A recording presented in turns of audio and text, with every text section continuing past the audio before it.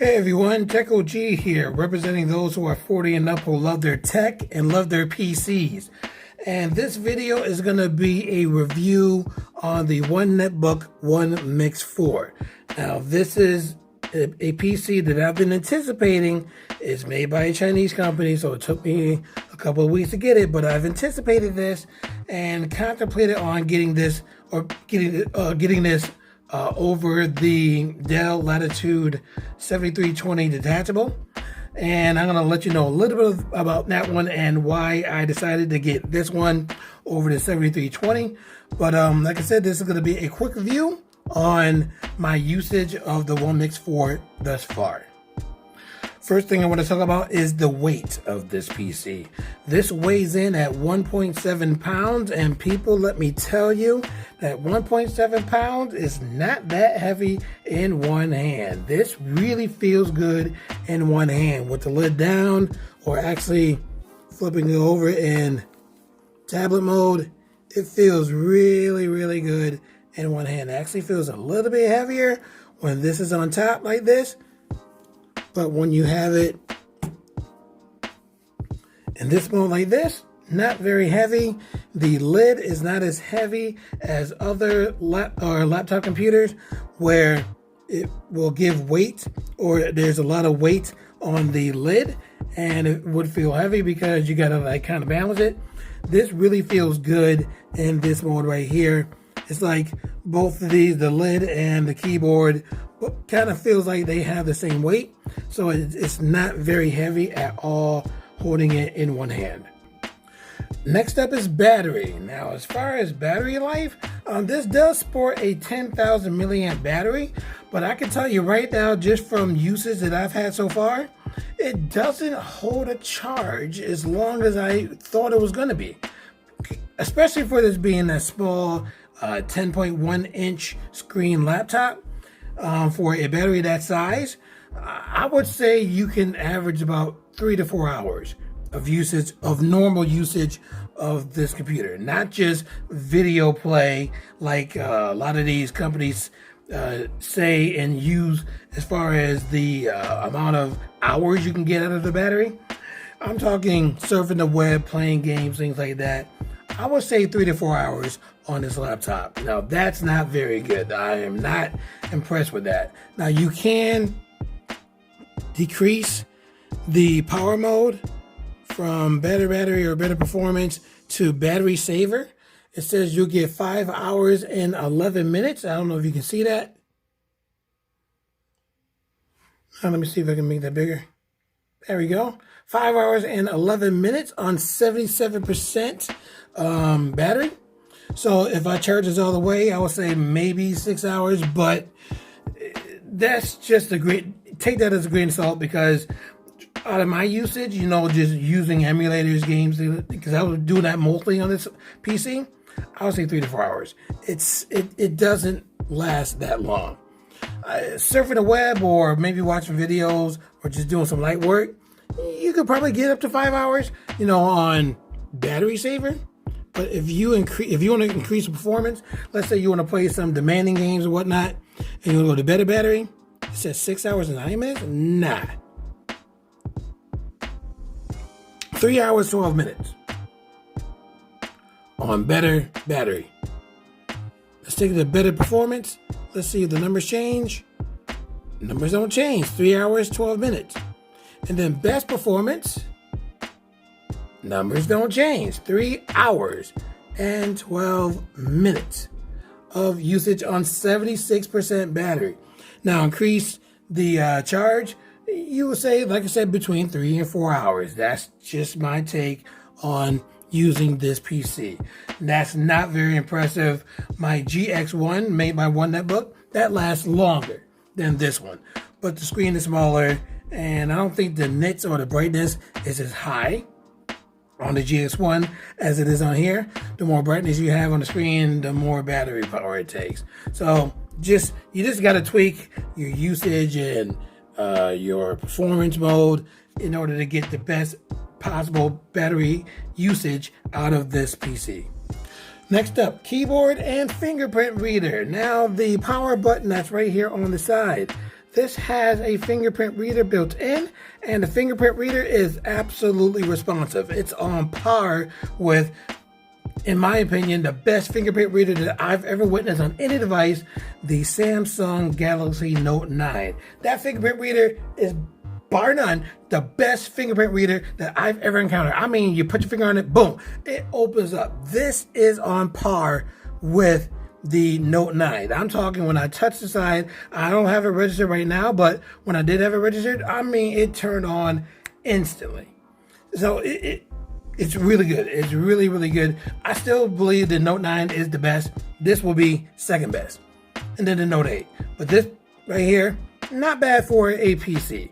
So the fingerprint reader is pretty awesome. And what I kind of like about the power button, it's really flush. So it doesn't stick out at all. So you got to be careful when you do put your fingerprint on here. Don't press the power button in because it'll put your computer to sleep. And that defeats the purpose of turning it on with your fingerprint. So fingerprint reader is awesome. Keyboard is awesome too. So if you're a typist, comparing this to the GX1 and the One Mix computers that came out, the predecessors that came up before here, those are really cramped because those screens are 7-inch screens. And well, the One Mix 3 was an 8.8-inch screen. So it made the keyboard slightly larger, but it was still kind of cramped. But the 7-inch screens, oh my gosh, it was really, really cumbersome to type on that. So I do applaud One Netbook for making a 10.1-inch screen to make your keyboard slightly longer to type a lot better. Now, one thing I do want to mention about typing on here, because I'm not a typist, sometimes when you touch a key and you're typing, it doesn't register. So you kind of have to press into the key in order to get that key to register. Because if you're a light typist, then sometimes you might miss a character and you might have to double check, your document for any misspellings or whatnot. So you definitely got to press into the keys in order to get them to respond. So that's the only complaint I have about the keyboard. Next up is Trackpad. Now the Trackpad is, compared to other One Netbook PCs, this is large because this is a larger keyboard on a larger screen. They had room to make a larger trackpad, and it's surprisingly smooth. I don't know if it's made out of glass. I think there's a glass top on here because of the slight reflection that you see from the light. But the trackpad is very, very responsive, as you can see, and it has the pinch to zoom feature. So if you're on a website or whatnot, let's see if I can get on one real quick. Let's go to Amazon. So if you're on the website, boom, look at that. Pinch to zoom works fantastically. So trackpad, A+. Works very well, very responsive, very smooth to the touch, and the touch gestures work surprisingly well. Next up is the screen. Now, the first thing I do want to mention, as you can already see, fingerprint magnet. It will get all of your smudges and fingerprints. Look at that. That is nasty. So I'm hoping that some company is going to make a screen protector. For me, I like the matte screen protectors so you won't get that much gloss, because fingerprints plus the reflection of the light equals disaster when you're playing games. So I hope that somebody makes, again, a screen protector for this, matte for me, so that I can cover this up so that it won't be too much of a fingerprint magnet, because that looks ridiculous. So the screen, like I said, is pretty good. The brightness is not that bad. I don't know how many nits this has. I think it's 500, but I'll double check a little bit later, and I will flash that on the screen to let you know. But the brightness is pretty good. Now, dimming it all the way down, and this is all the way down, people. You can still kind of see it in the light, so that means if you're in a dark room and you don't want to disturb your significant other, it's not going to be that dim. I wish they could have dimmed this a little more so that it won't cast a lot of light when you're in a dark room. Another thing about the screen, again with this is a yoga style PC. So your screen will rotate depending on how you have it, and it rotates very well. A little slow, as you can see, as far as rotating. And another thing about the screen, this also supports a stylus. Now, I purchased a stylus from Amazon. This is actually a one Netbook, one Mix 3 stylus. The one Mix 2 stylus does not, I repeat, does not work with this. So don't get that one if you find one cheap. Not all the styluses work with every one Netbook PC. So the one Mix 2 or 2S stylus also works with the one Mix 1. So you can get it for that one. But the one Mix 3 or 3S uses a different stylus. And this stylus here also works with the one Mix 4. And to show you proof right now, oh, actually it is on. Cool. Sometimes you gotta turn it on by pressing this button right here to power it on, but it works very, very well. So let me pull up Whiteboard to show you how responsive this is. Oh, and one thing about Whiteboard, the orientation of Whiteboard is in a long portrait mode. It should have been in landscape mode. And I gotta figure out how to switch that, but I'll do that later. So let me show you real quick how Whiteboard works. The responsiveness. Oh, come on. Hold on for a second. Okay, finally got it working. And like I said, this is in a long portrait mode or a stretch out portrait mode. It looks terrible. Everything's all stretched out. It doesn't look like it should. So I got to figure out how to switch this from portrait to landscape mode. But just to show you how responsive the stylus is on the screen. So let's say you want to play a quick game of tic-tac-toe, and it has pressure sensitivity. So if you draw lightly, you get a thin line. But if you pressure or put pressure on it, you get dark lines. That's pretty awesome.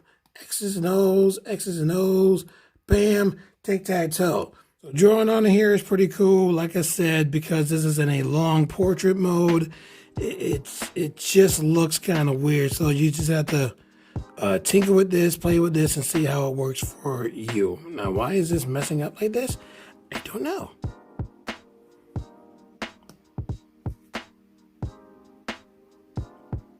There we go. So as you pinch and zoom, like I said, you can draw.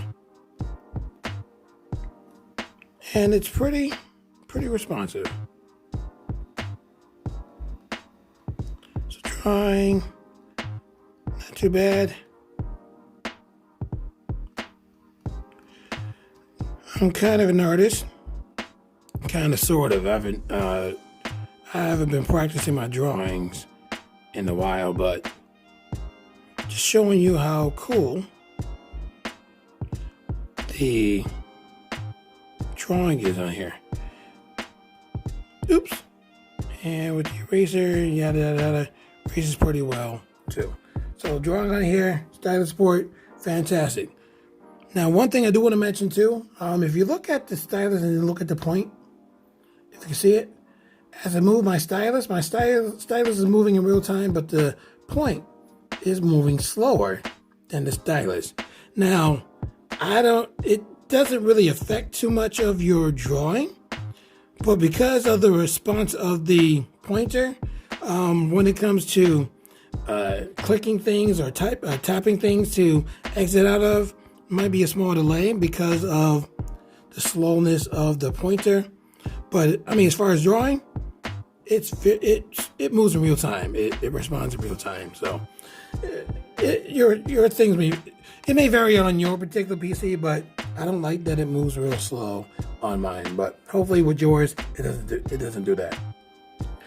Next up is performance. Now I'm gonna tie in gaming with performance, because that's what I mainly bought this for the Tiger Lake processor and the XE graphics embedded in here, without the usage of a graphics card. I mean, this does have Thunderbolt 4 ports, where I can, if I want to, attach this to an external GPU to play some phenomenal games at phenomenal frame rates. But I mainly got this to use for the Tiger Lake processor and the XE graphics. Now, as far as the Tiger Lake processor, this isn't too bad. I haven't really used this for my music programs because you already know that I'm a music teacher and I use certain programs on my computer for certain things. Haven't used a lot of those yet. So as far as the processing power, just for the tasks that I've been doing, it's pretty good. So using Microsoft Office, using the web, Google Chrome, it's phenomenal. So the performance on here is pretty good. Mine is rocking a Core i7 1160 G7 processor. So it is today's standard processor. It's a little underpowered comparing to the newer processors that are out. Even comparing this to the same processor in other laptops such as a Dell or an HP, this doesn't perform as well as they would on PCs from larger corporations or larger companies. But still, for this computer, for the price, it should, because the price of this is pretty up there. But for the form factor and the size, it's not that bad at all. Now, what you've all been waiting for as far as gaming, older emulators work, of course, phenomenally on a brand new 11th gen processor. The XE graphics, phenomenal. So your older emulators such as Redream, this is a Sega Dreamcast emulator, and I have my trusty 8-bit Dell SNES Pro 2 controller. Yes, that's a mouthful, but I love the controller. Works. As you can hear, I'm pressing, but it's moving a couple of milliseconds slower than my presses. So, actually, correction, no, it moves great because I'm actually looking at the screen that I'm recording with, and it's moving slower here because it's recording not so real time. But now that I'm just looking at my computer screen, oh, it's very responsive. It's absolutely responsive. So, loads up pretty well, loads up pretty quick. I've already configured my controller to the emulator. Come on, let's see some action. Hurry up. Let's take out the volume, because I don't want this to get dinged by Sega. Even though that probably wouldn't mind.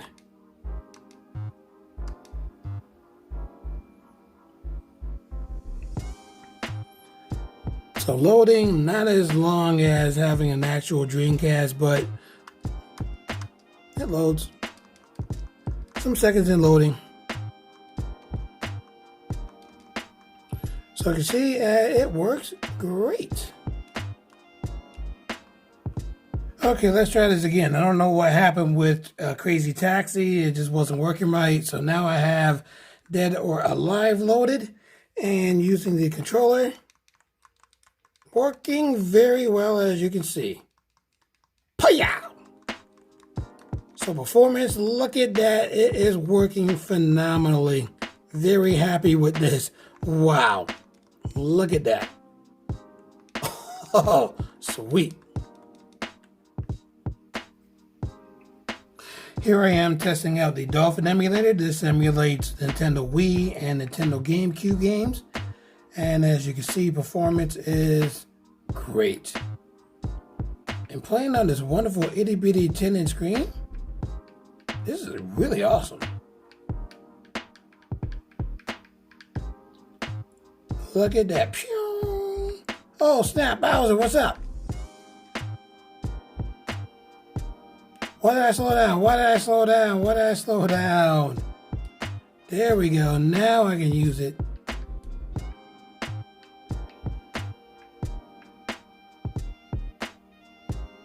So as you can see, everything is running fantastically. Good speed. Good speed. Okay, who's in front? Who's in front? Who's in front? Who wants some of this? Get him. Missed him. Try again. You like that skid, didn't you? You like that. You like that. So it works quite well. Now, as far as your more demanding emulators, such as Yuzu, that's your Nintendo Switch emulator. I tried Diablo 3 on here, and let me give you some words of wisdom. With the more demanding games, and that using more graphics or whatever, you probably want to make sure that you're plugged in.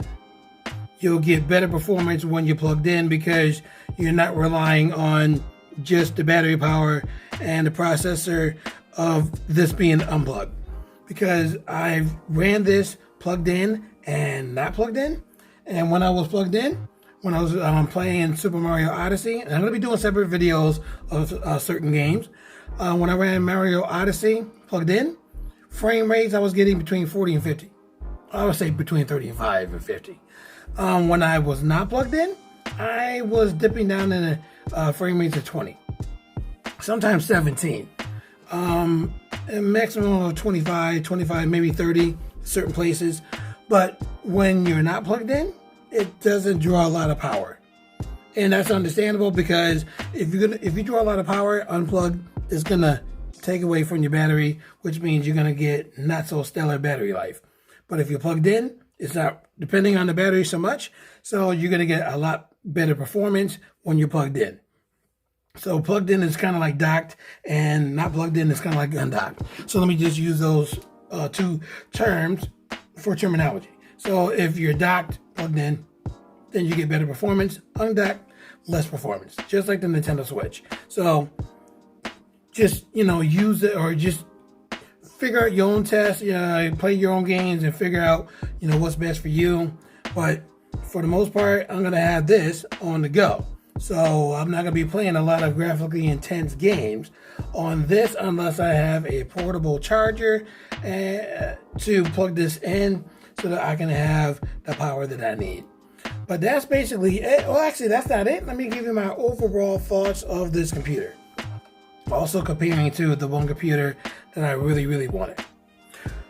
So first, let me show you the computer that I really, really wanted. And this computer supposedly is up for sale starting today. Actually, on Dell's website, it's not there yet, but today was supposed to be the day that this is supposed to be up for sale. This is the new Latitude 7320 detachable keyboard. Now, this looks, of course, very, very similar to the Surface Pro X. So let me show you this video real quick. So this is how it looks. Detachable keyboard folds up to raise the keyboard as you're typing. Yada yada yada. 13-inch screen, smaller, thinner footprint. Detachable keyboard with a stylus included, and it charges on the keyboard. Fingerprint reader on the back. I mean, this has all the bells and whistles. This has the Tiger Lake processor, Wi-Fi 6, Bluetooth 5, Thunderbolt 4 Pro ports. Charges 80% in an hour. I mean, come on now. Core i7 processor. Has a camera, has Windows Hello, does it all. This is the computer that I want. However, the price of it is not what I want. Because with the bells and whistles that I want for this computer, even though I don't see this on the website, I would assume it will cost me over $2,000 for everything that I want. And you can have an optional modem on there. So if you have a SIM card, which I do, and you don't have Wi-Fi signal, Wi-Fi service, you can plug in the SIM card and you will have service as long as there's a tower around you. And 99% of the time, there is going to be water around you. So that computer has it all. I'll leave the link in the comment section for that video if you want to see it again. But the price, like I said, it's a price that I don't want to swallow right now. I got this one for $1379.99, no U.S. tax because it was bought from a Chinese site, Geek Buying to be exact. So I just paid for the computer itself and the shipping, so it wasn't that much. Now, when I did receive it, if you saw my unboxing, the box was mutilated, so I ended up getting an $80 refund credit back onto my card for the damaged box because they didn't want their name too much more stained than I stained it in my unboxing video. So I got this for 80 bucks? No, $1,300 pretty much. So that's still expensive for a computer this size from China, because you should know Chinese products doesn't cost that much to make. But one Netbook is upping their game. This is a pretty solid product for 1.7 pounds and yoga style and stylus support and the Tiger Lake processor. You're getting a good bang for your buck. Comparing this to other laptops from Dell, HP, the HP X360, for example, that's yoga style, but that's a lot bigger than this one. But of course, it's going to be much more powerful. However, I do love the 10.1 inch screen, and I can hold this in one hand, and my hand does not get fatigued. So the form factor is what you're paying for as far as this PC.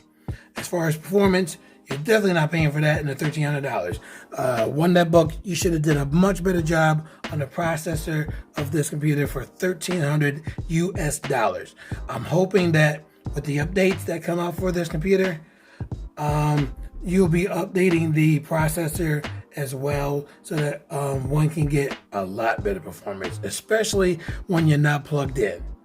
That's no excuse. You should be able to have good power when you're not plugged in for an 11th generation processor, especially paying the premium price for the Core i7 on top of the Core i5. Because if you get the Core i5, it's a lot cheaper. I would say $150, $200 cheaper.